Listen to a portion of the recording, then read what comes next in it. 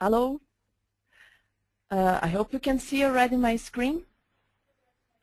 Yes, Yes. we can see that.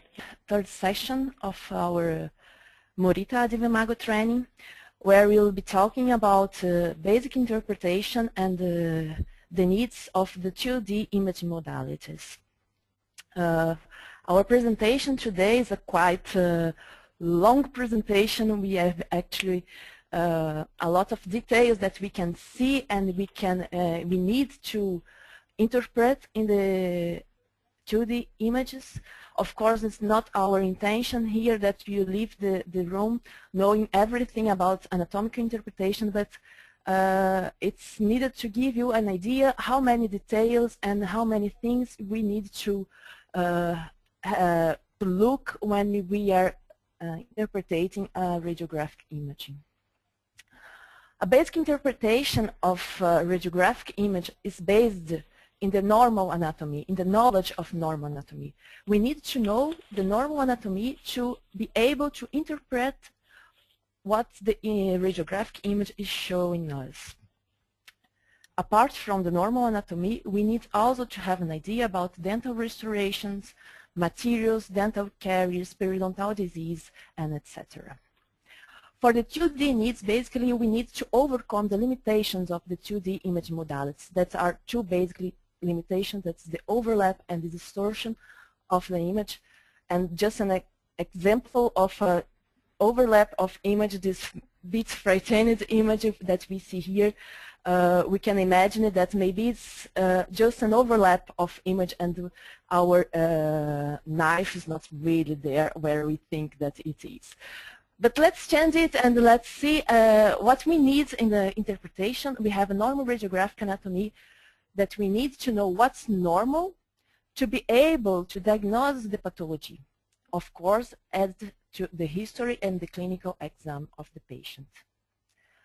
We need to know the normal anatomy, but we have to be aware that there are a lot of variations, and we have to know to interpret those variations too. Besides of variation, we have also the landmarks that we use, the anatomical landmarks that we use to interpret the image, and we have to be aware that sometimes those landmarks can be absent, and it can be also a variation of normal anatomy. Just to remember our first session when we talk about the principles of imaging dentistry, we have told you that the X-ray diagnostic image is a projection radiography, and the intensity that come out, the attenuated beam, will be an outcome value that contains overlap information, the overlap of information that from all the structures that the X-ray beam pass through the absorber of our patient, let's say. And we know also that a lot of characteristics of the material of the absorber will be influence this attenuated beam. So basically we said that it is dependent, the attenuated beam that comes out depends of the atom number, the density, the thickness of the absorber, the distance, the energy, and so on. So radiographic interpretation is the ability to read what is revealed by a dental radiograph.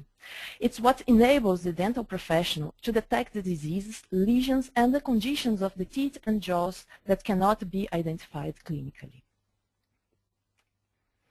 So we basically have our presentation today divided into these 4 topics, where we first talk about general appearance, general anatomical interpretation. Later we are talking about oral anatomy, then specifically about intraoral radiography, and finally extraoral radiography. We have to know that the anatomy of the human body is 3-dimensional. But when we learn anatomy, we learn by 2D illustrations. And we have to know that depending the way that those images are presented, we can depending of the plans that those images are showed or are illustrated, it will show us different structures. We will be able to identify different structures. That's why it's very important, the anatomical knowledge, because we are looking for a 3D, we are looking at a 3D object, but we need to do a 2D interpretation, actually a 3D interpretation, but in 2D images. Basically, we have 3 plans that we can show anatomical image. The axial plan, as we see here in this red rectangle or square. We have the sagittal plan, and we have also the coronal plan. So the first thing we do when interpreting image, we need to know in which plan we are. We are in the coronal slide, we are in the sagittal slide, or we are in the coronal slide. Of course, when you have the 3D image modality that will be the subject of the next session, we have the 3D reconstruction that help us to determine in each position in the body or in the head we are. Here, just bigger example of the same anatomical region being showed in 3 different anatomical plans. That's important that we have this 3D knowledge. So let's see what we look when we are in the oral environment, what we are considering when we have the oral anatomy. First, we are going to talk about the tooth anatomy, then the support structures, basically the periodontium, and the other oral structures. When you see the tooth, we see basically the crown, but we know that the tooth is not only made by the crown, it's also the roots. And if we make a cut in a cut direction like this, longitudinal to the tooth, that we could say it's a coronal view from our teeth inside. Then we have the pulp, the cementum, the dentin, and finally the enamel. But let's say that we cut our tooth in a sagittal plane. Then our shape, our view changes, but basically we have the same structures that we see in that image. In the mouth, the teeth are basically indicated by 4 different regions: the incisors, that are the front tooth, the canines, also the anterior tooth, but they are positioned in that region. We have the premolars and then the molars. It's very important to know in each position we are and what are the structures that will be in our image when we are in that position. But we don't have only the tooth, we have also the support structures, as I said before, the periodontium. And we have this axial plan here, that cutting direction of our tooth and support structures. What you're going to see here in a histological image, we remember that we are now just identifying these structures that are around, that can be around or that can be in our image. And what we see here is the bone, the alveolar bone that surround the root of the tooth, that we're going to see after in a radiological image, that we can identify the lamina dura. We have the periodontal ligament, that's the soft tissue, and it will not be shown in our radiographic image. It will appear as empty space, as a space in our radiographic image. And here we have the tooth. So basically, our tooth is linked to the bone that's around it by the periodontal, by this soft tissue called periodontal ligament. But in our images, mainly when we talk about extraoral radiography, we have not only the tooth, we have also other structures, other oral bone structures. So the patient should not be only the mouth, but also all his face. And just as an example of an extraoral image, we have here a panoramic image where you can see apart from the teeth, we see the jaw and other structures around the jaw, and the maxilla and other structures around the maxilla. If you have an image like that, it's very important to be able to identify all the structures that are inside that image. We have to be able to recognize what's normal and recognize also a pathology. So we can imagine that intraoral image gives a very limited image, but in the extraoral we have to spend more time, we have more structure to identify. Just as an example, here one cranium image where we can see the different bones that we have in the head, and also the small bones. Those structures, they are all in our image, mainly when we talk about extraoral images. Just to give an example of some of those structures that will be really concerned, because they are important to identify when we are making a treatment planning of implant, of surgery, structures that we don't want to damage, otherwise we cause problems to patients. Here we see just a schematic representation of the cranium. We have the innervation, so we have nerves and blood vessels passing inside the mandible, and they are important for the neurovascularization of the mandibular bone, but also for the neurovascularization of our tooth. And we have this in the mandible, but also in the maxilla. Here in the radiographic image and 2D projection, sagittal projection of our mandibular canal, that we see this radiolucent canal here that is limited by, here it's not really clear, but we'll see further that we have some image that we can see also the cortical. These canals, normally they have a cortical bone involved in the canal. Apart from the canal, we have also the maxillary sinus, that's a cavity filled with air, and it's very important that we also don't damage that region. Here just another example.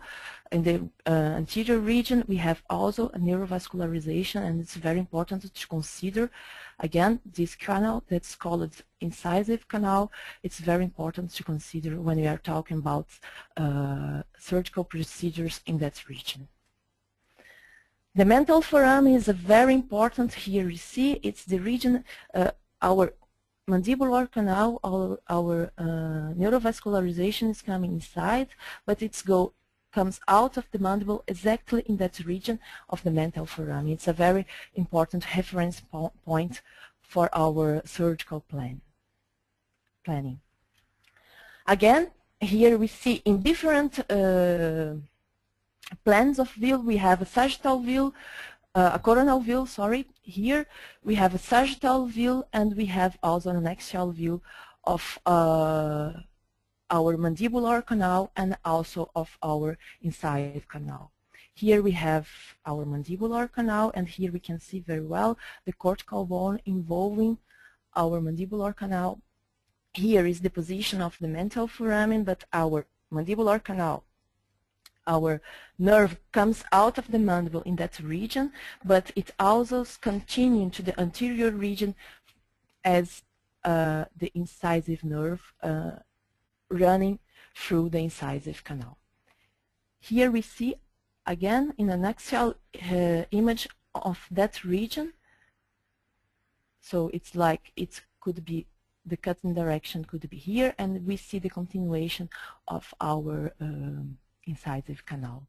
In that image we can see another very important neurovascular canal, that's the lingual canal. We see other images showing us how it appears anatomically. Again, our canal, when we see in a sagittal view, we see as a circle, also surrounded by a cortical, radiodense image of bone, because it is a cortical bone that surrounds our canal. Here an implant was, you see a very close relation between the implant and our another neurovascular canal in our mandible. That's the lingual canal that I have shown you here, and the incisive canal passing very close to the lingual canal. And here you see in a real image how it appears. So you see that here's the lingual side of our mandible, here's the buccal side of our mandible. We see the trabecular bone, we see the cortical bone, so we can have an idea why we have these kinds of image representation. So here we have a dense bone, the cortical bone that's represented here in this sagittal image of our mandible, and from this lingual region, some blood vessels and nerves comes inside the mandible through this lingual canal. We can have just one, but we can have also extra canals. As I told you, we have the normal anatomy, but we have also the variations. Another important structure that we talk about was the maxillary sinus. That not always is so well visible as we see here in this 2D coronal image. But if we look at the 2D imaging in a panoramic image, we cannot see this structure so clear and see the details so well as we see here. The septum of the maxillary sinus, that's very important to be diagnosed, to be interpreted when we are doing some surgeries. If you want to make some bone grafts in this region, we have to be aware of the presence of this septum. Also, not always present. Again, in a sagittal view of our maxillary sinus, a coronal view of our maxillary sinus, and an axial view. Another structure that we find also in the maxilla is the canal, nasopalatine canal. Sorry, it's in Portuguese. It's called the nasopalatine canal, and it's exactly in the midline of our maxilla. And here we see an axial view of this canal, where also nerves and blood vessels are running. Also a structure that we don't want to damage. So with a brief overview of our oral anatomy, of course we have much more details that we can talk about, but let's move to the third part of this presentation, that's the intraoral radiography. You see that we have a lot to talk about this, and then finally we move for the extraoral radiography and see a little bit about anatomical variations and other new tools that we have for the imaging techniques. As you know, intraoral radiography, we have different techniques. We have the conventional periapical, we have the bitewings, we have the occlusal, and we have the full mouth series to detect the X-ray status of the patients. When you see an intraoral radiograph, what we see in that region, we see the teeth and we see the alveolar process and the periodontal ligament space. Here is my teeth, here is my alveolar process, and exactly here, this space between the tooth, the root of the tooth, and our alveolar process, we have this thin radiolucent space that's called the periodontal ligament space. Just back a little bit to detect this is the enamel, this is the dentin that we see here, and the difference between dentin and cementum is not possible to detect because they have a very similar attenuation, so they are not really distinguishable. We have the pulp here. That's a very radiolucent region in the middle of the tooth. We have the crest, the ridge that we see here and here. We have the trabecular bone we saw in that image of our mandible, that we have this structure the trabecular bone, and we have also the cortical bone. Here in this image we have also implants that has this look. It's a very radiodense image because it's made by metal. Sorry. There are some details that we have also to be aware when we talk about intraoral radiograph. Things like this, what we call cervical burnout, is the contrast between the enamel and the alveolar bone that causes this appearance at the cervical of the tooth that can be confounded with cervical caries. But actually it's just the difference, the contrast between the enamel and the alveolar bone. That difference in contrast gives that cervical burnout appearance. When we look at the teeth in an intraoral radiograph, we are also looking at the soft tissue, at the pulp and the chambers and the root canals, how it's their shape and if there are some variations. We look at the apical ending, if it's visible or not. We look at if the canal is going to the apex. It's very important when we are doing some root canals treatment. We can have nutrient canals. We'll have some image of the nutrient canals, and some accessory canals that can be canals coming in the lateral side of the roots. So all of these normal anatomy, but also all the variations has to be considered when we are interpreting 2D radiography. Let's have a look from closer. So we have here our alveolar crest. It's a thin radiopaque line that we see here, indicated by the red arrows. We have the lamina dura, again, that's extension of bone crypt line continues with the crest. It is this thin radiopaque line. And it's important that the lamina dura should be intact around the apex. That means that we have a vital pulp. But it's not always like that. And if you don't see that intact lamina dura around the apex, it can be that we have a kind of pathology, but we have to include our clinical examination to be sure about those pathologies. Apart of that, we have the trabecular bone. It's a cancellous bone or spongiosa. That's between both cortical plates. So you see here the cortical plates, and here we have the trabecular bone, or if you see from buccal to lingual, so it would be another plan. These thin radiopaque plates or rods, it's a trabecula here, so it would be trabecular.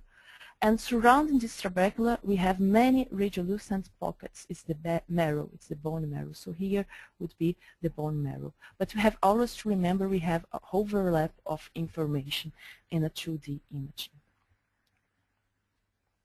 It's very important to detect the alveolar crest. It's very important when you are doing periodontal evaluation of our patient. To detect the periodontal health, of course, again, we need the clinical examination, but we need also to detect where our crest lies in relation to our cemento-enamel junction. So here we see that the cemento-enamel junction should be 1 to 1.5 millimeter far from our crest. So that indicates that we have a health situation. We don't have bone loss in this patient. Of course, we have different shape in the anterior region and the posterior region. In the anterior region, it expects this pointed shape of our crest. And here in the posterior region, we have a more sharp angle between the lamina dura and the posterior crest. Again, it's possible to detect, to diagnose the position of this crest, and it's also important not only for the immediate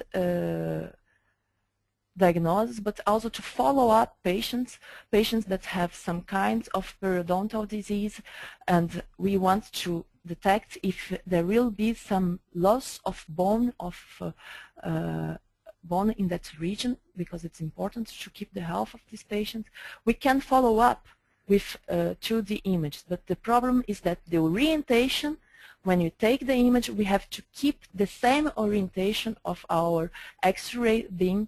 As such, we can be able to compare our image, and we see further in this later in this lecture that there are some techniques to detect the bone loss, but that orientation should be always kept.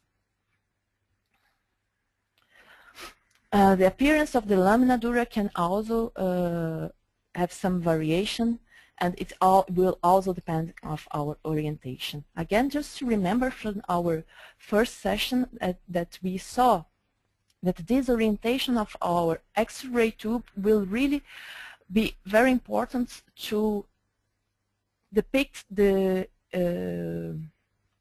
structures that will be in our image. The lamina dura, as you see here, it will be different if I can make my X-ray beam passing like tangential to my lamina dura, then I can have a good overview of this lamina dura, or it can be absent. If my tube has another angulation, then I will have an overlap of image and I will not be able to detect this region. As we can see here, it's not possible for us to detect where is the lamina dura here.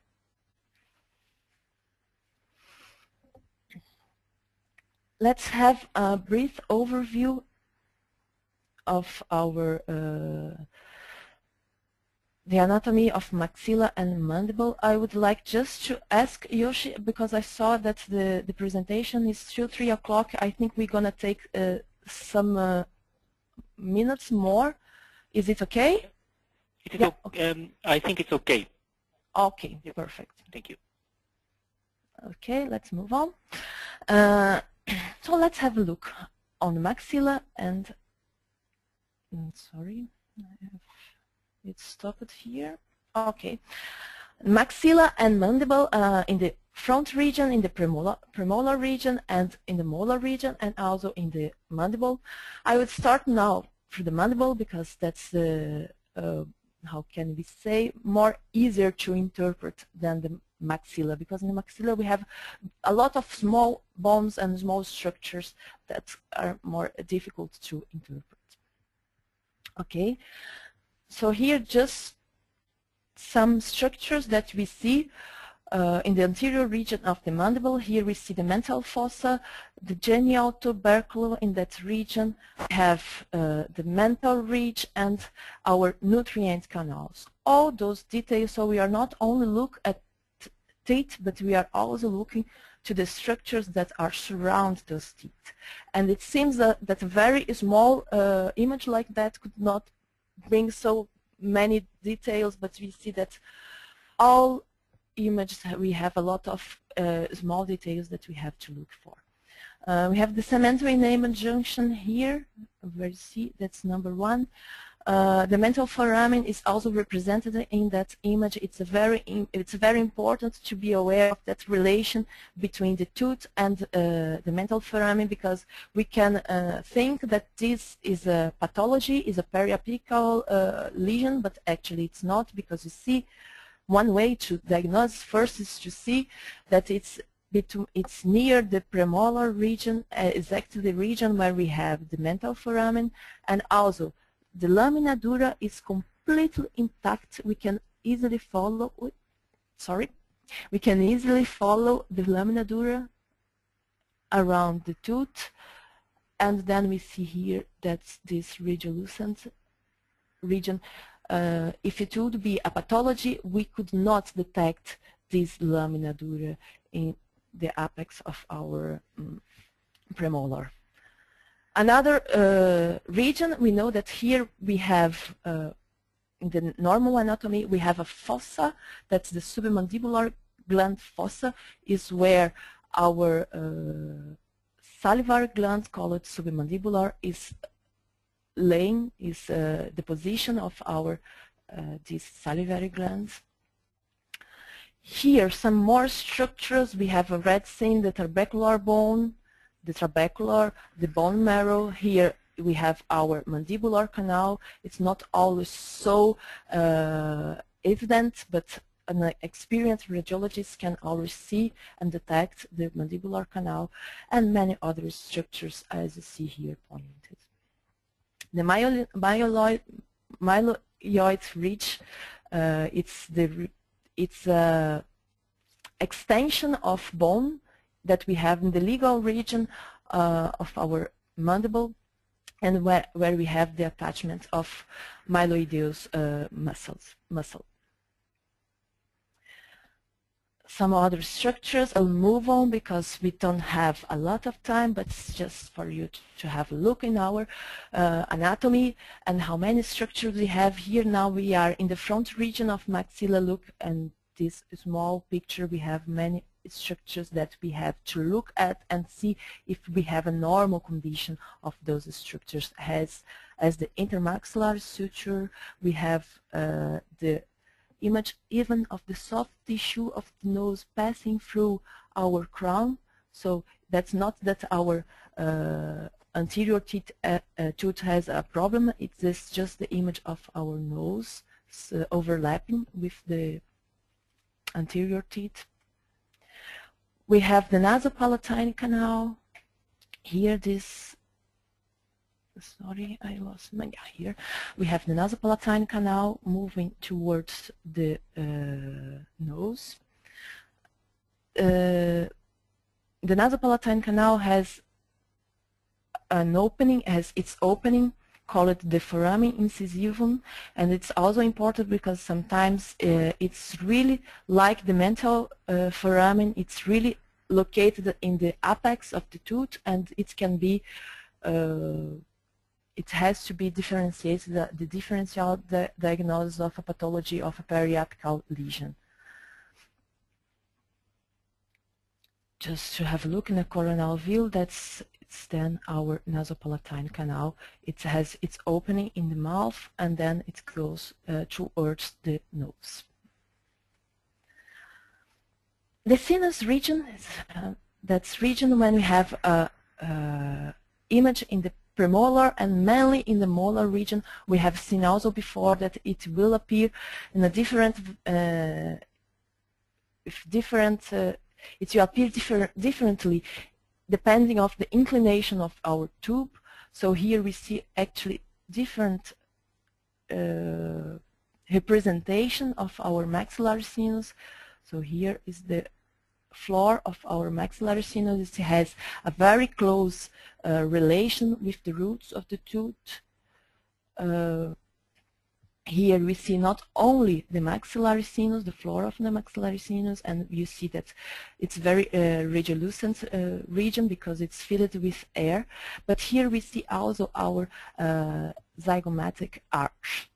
That's region, very radiopaque image. So just for us to have an idea, this maxillary sinus, the floor, the anterior board, and sometimes it's across the nasal cavity and gives that shape, that image. That's a normal variation, is just the maxillary sinus together crossing our nasal cavity. And it's very important to know also the relation between the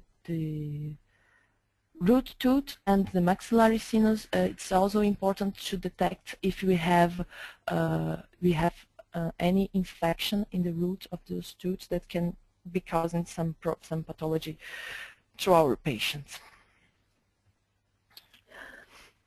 Just some more examples. That's the region very rich for interpretation. We have another anatomical structures as the we call it the pterygoideus, plates, as you see here in different represented in different images, also in the region of the molars.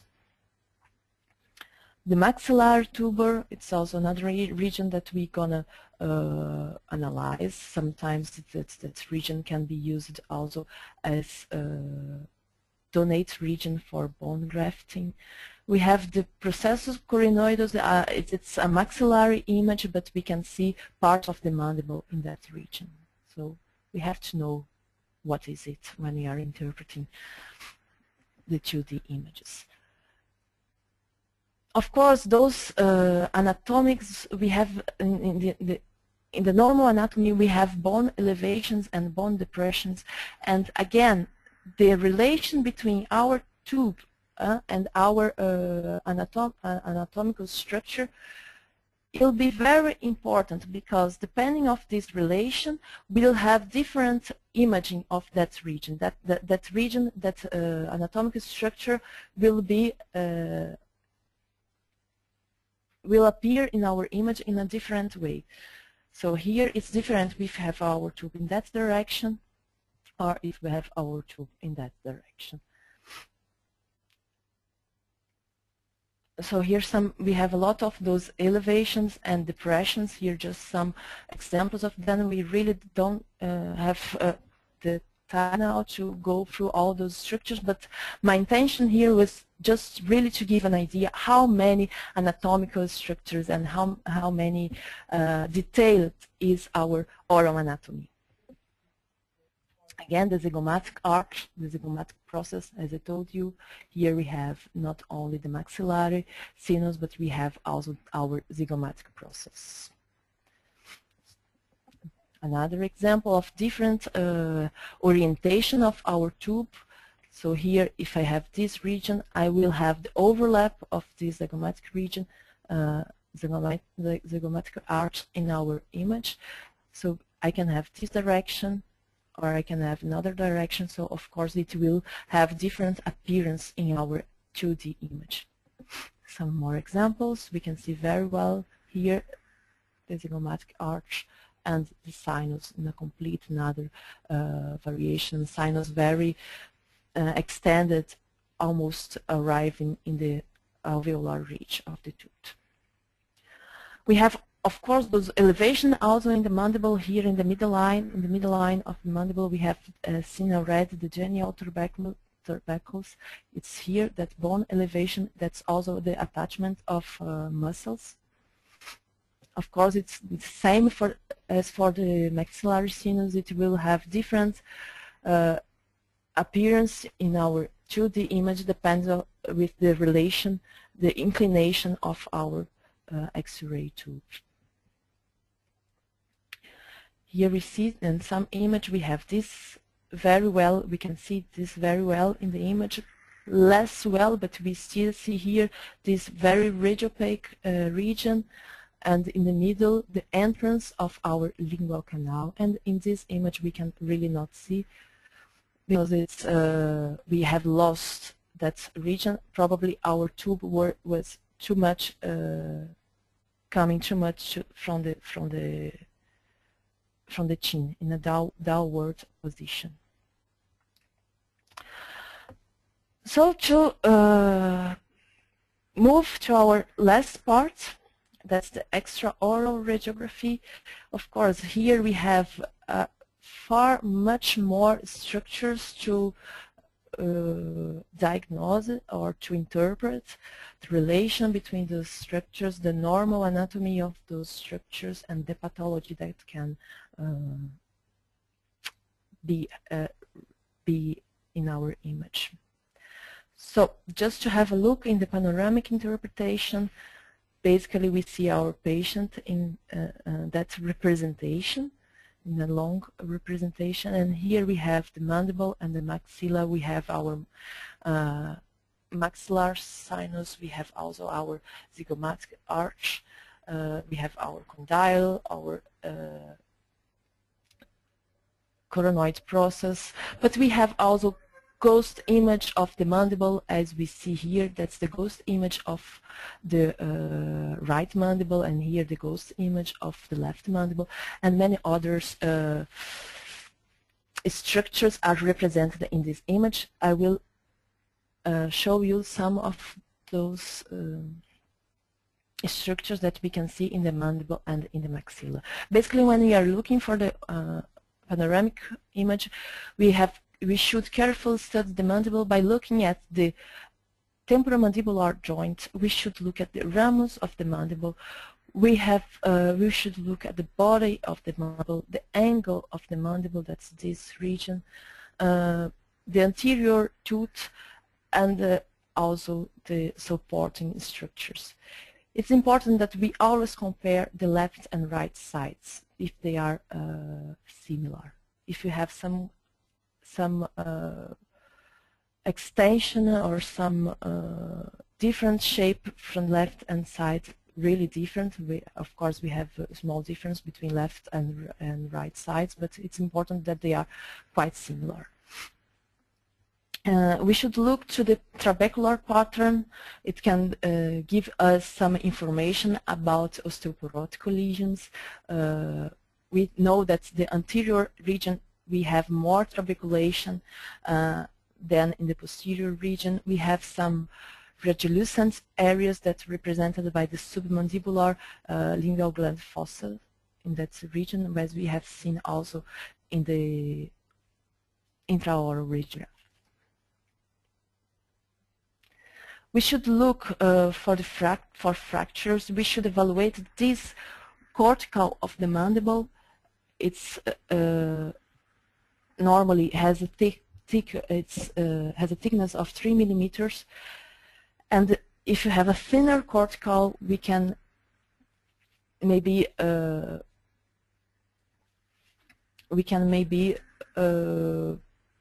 ask the patients to go for a screening to be sure that we have no cysts or no systematic diseases, as I have said, the osteoporotic lesions.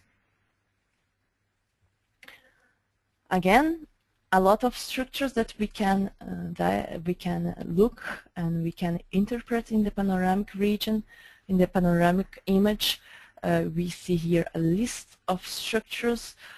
We have, as I told you, the condyle, we have the mandibular canal, we have the mandibular foramen, and we have not only the bone structures to interpret in that image, we have also variations that are not always showed in the panoramic image, as we see here the anterior looping of the mandibular canal. We see it. We see this very, very clear in this, very clear, of course, for panoramic image. You see in the next section that actually to really detect the anterior loop, we need a three-dimensional image as cone beam images. Just the appearance of mental foramen and genital tubercles, as we see here in the panoramic image and as we see here in a 2D image. It's not always very clear in a panoramic image, that's genital tubercles and the lingual canal, because we have an overlap of information with the cervical of the patient, cervical spine of the patient. Again, the representation in the 2D image and of our internal oblique ridge, that's another anatomic structure that we see here in the 2D image and in a panoramic image, how it is represented. Many other structures we can identify here. Again, the ghost position, the ghost image of our mandible. We can have also ghost image of other metals, like we should always ask the patients to take their earrings, because it will give, mainly if it's metal, it will give some ghost image and artifacts in our panoramic. Some idea of the maxilla and then surround structures. We have a way more structures to identify when we are looking to the maxilla. All those small bones that we have showed in the beginning, they will be represented here, and we have to be able to detect where is my maxillary sinus, where I can find my zygomatical arch. and also the representation of soft tissues and airways. They are all here in those images, and we have to know that's not a pathology that I have here in my mandible. That's actually the representation of my airway space. And here we see actually the space between the hard palate. Here is represents our hard palate, and our tongue also is represented in that image, and the space between the tongue and the hard palate is this space. That's why when we are positioning our patient, we always ask him to keep the tongue in the hard palate. Just a schematic representation of those airway space. As I said, here we have one, the palatoglossal airway space, this space that I told you between the tongue and the palate. We have also the nasopharyngeal airspace. It's represented here. And in this region is the glossopharyngeal airway space. Again, in the picture. The soft tissues are also represented. Here we see the tongue, here we see the soft palate and the uvula, and sometimes we have also in that region the representation of the ear. So again, we have here the tongue, the soft palate and uvula, and here the ear of the patient. Here again. Of course, for extraoral radiography, we have not only the panoramic image, but we have also the skull projections. Those are projections that actually tend to disappear, to become less and less used, because normally when you use those skull projections, we normally need more than one projection to really detect the anatomy, to really have a response answer for our diagnostic reason that we are taking the image. Normally, it's needed more than one projection, so those skull projections, they tend to be replaced by cone beam image as far as it's become also less and less dose for the patient. Of course, in those images we have much greater area that is exposed, and we have also much extensive structures, much more structures to interpret in our image. Here just some examples of some structures that we can detect in those images, and all those small bones will be also be imaged, but we know that we have actually an overlap of information. As I said, we have to be aware about anatomic variation. Just to give an example of the midline region of our mandible, we can have different shapes of our mandible, different number of lingual canals. We can have buccal canals. If you see this in a sagittal image, here is the vestibular side, here is the lingual side, and we have many different anatomical variation that we can see more and more nowadays with the 3D techniques. And we can see also that we have variation, we have a geographic variation of anatomy, and some population can be more surgical risk than others, but some population have largest canals, some population have anatomical variations that have to be considered when we are doing a surgical plan.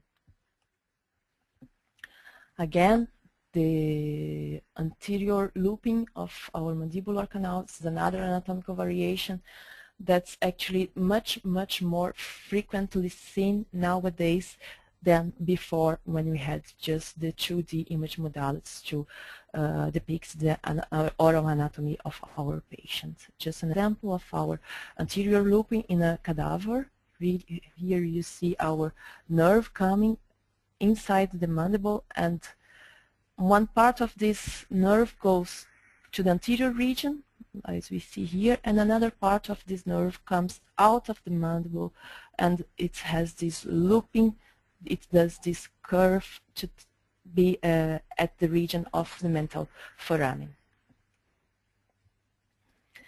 Of course, we have those traditional tools to look inside the anatomy of the mandible and the maxilla, but we have also the limitations of those images. As a panoramic image, we have a very good overview, but we have in the anterior region very poorly imaged because we have an overlap of the cervical spine of the patients, but we have also overlap in the region of the premolars that make us not able to make all the diagnoses that are needed. For the intraoral radiograph, they give more details, but we have the problem of orientation. So if you want to make some follow-up, we need to keep that orientation, and it's not always very easy. We need to have some other device to be able to be sure that our image is always being taken in the same position.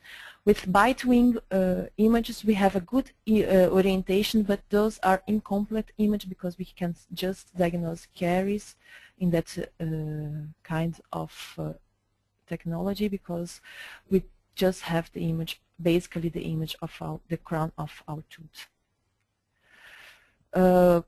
We have also problems in other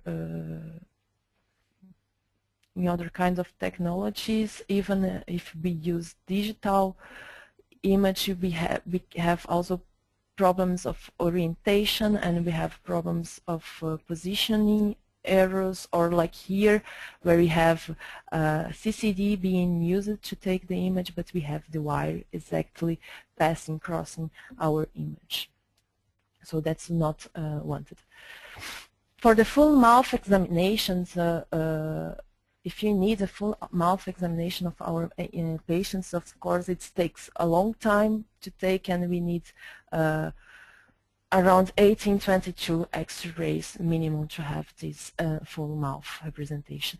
The digitalization makes it quite faster, but still we have some drawbacks. We still have the drawbacks of overlap and distortion, mainly in the panoramic image. But the digitalization gives us also some advantages. As the image enhancement, we can use some filters that make our image sharper, but we have to be aware if you are comparing, if we're using those filters to compare, to make a follow-up of our patients, it's needed that we have a protocol to use that filters. We have to look at those images always in the same condition. So it's not that we cannot use the image enhancement, the filters. The filters can be very useful, but it's still, we don't have those protocols, and it's still very, the advantage of it is still very individual, very subjective. Another advantage of the digitalization is the digital subtraction radiography, where we can have a follow-up image. Again, we need that the orientation of our image, it should be the same. As such, we can apply those techniques. We have different techniques of digital subtraction where we can depict where we have the bone loss. Again, another example of digital subtraction. Here the red region is the region where, when you compare the first image with the second image, we can subtract those images and find the regions where we had the bone loss. Again, the lesion follow-up is possible, but we need orientation. We need to keep the orientation. So the 2D projection image, it's keep being very useful imaging technique, but it has their limitations. that tend to be overcome by a 3D image like cone beam, computed tomography that allow us to have low dose, 2D to 3D through the actual slice, and we have the 3D reconstructions. The 2D actual slice give us the possibility to scroll through these slices as such we can have actually a three-dimensional information. So if we have a 2D projection of that situation, like here we see we have a very big bone loss in that region. Sometimes it can be not so clear when you have an image of that region. Of course, an experienced radiologist can see that we have actually a bone level at that level here, at that height in this region. But we cannot really see the exactly anatomy as we have here. For that, we need to go through those slides as such we can see in different regions where is my alveolar crest and where I have some bone loss. And then I can get a 3D information. Another possibility is to get the 3D information through the 3D reconstruction. And this is the subject of our next session. I hope has been clear for you. I know that it's a lot of information that we need to give in just 1 hour. That's really actually a course for some hours. But I hope it's as clear, and with this I would like to open for some questions. So thank you very much, Leah. It was very interesting with many detailed information. And since this theme is one of our major interests, so if somebody would like to ask something, please push the raise hand button or send us messages.